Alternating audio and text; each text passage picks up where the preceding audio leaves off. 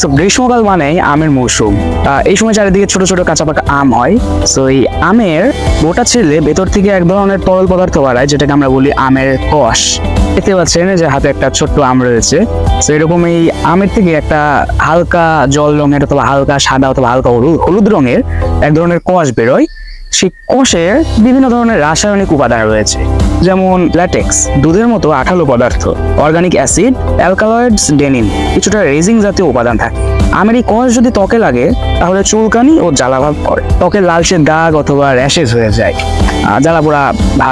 জ্বালাপোড়া করে। সো এইটাকে basically mango dermatitis বলে। এখন ম্যাঙ্গো ডার্মাটাইটিস হচ্ছে এক ধরনের অ্যালার্জিক রিয়াকশন। এটাই কাঁচা আমের বিশেষ করে কষ আমাদের দেহে বা ত্বকে লাগলে হয়ে থাকে।